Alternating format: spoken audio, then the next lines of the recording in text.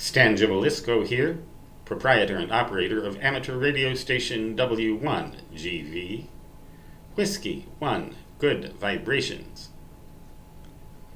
Back in the 1970s, I lived in my parents' house and was in senior high school, the early 1970s. Probably 1970 or 71, I had the Drake R4A T4X, and I had an EICO, EICO, Echo, Idaho, Charlie, October, whatever. Electronic keyer, and then a Hallicrafter's TO keyer. But I became interested in radio teletype. I wanted to try that out. Now back then, we didn't have personal computers and software that we could download programs and run radio teletype on computers. At least radio hams didn't have them. Even our computer at high school had a Teleprinter machine. And I got a hold of an old Western Union Teleprinter that had fanfold paper with sprocket feed on the sides. You put it in a box. The thing was heavy, probably 300 pounds or more. And it had been in a fire or something like that, and I got it for practically nothing.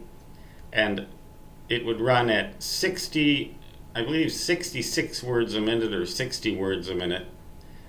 Standard radio teletype back then was almost always at 60 words a minute.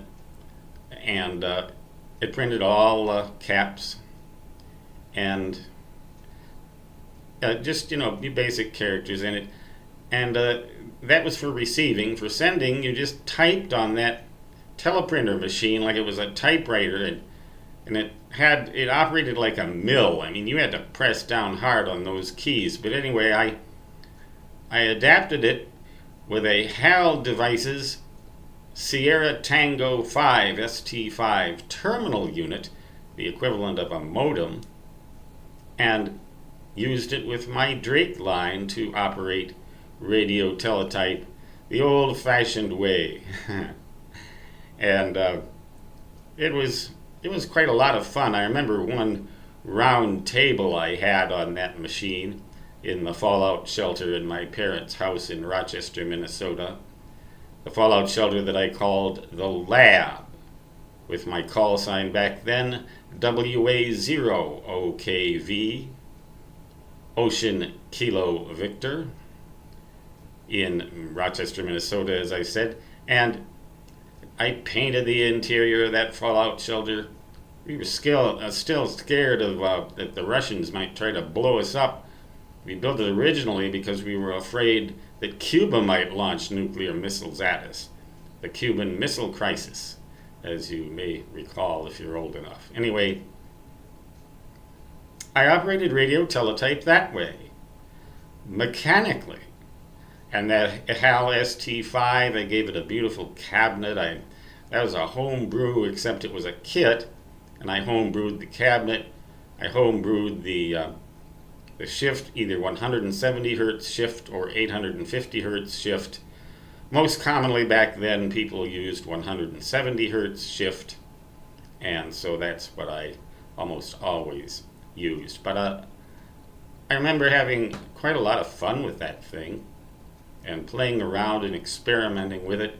I was more of an experimenter and a homebrew designer back then than I am now. Nowadays, I confess to being largely an appliance operator, except when it comes to antennas. I never buy a prefabricated or pre-made antenna. I always build my own antennas. But that's how I did radio teletype back then.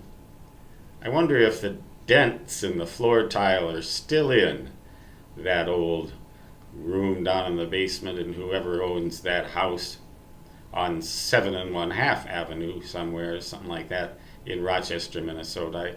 The dents in the floor caused by the weight of that horrendously massive Western Union Teleprinter. Radio teletype in the olden days. Later, when I went to ARRL headquarters and worked at W1AW and then in the technical department, The editor next to me had originally come from Urbana, Illinois, and had worked for HAL Devices, later called HAL Communications. I don't know if they still even exist, do they? But that was my first radio teletype station. But I still did mostly CW because then, as now, that was my primary mode.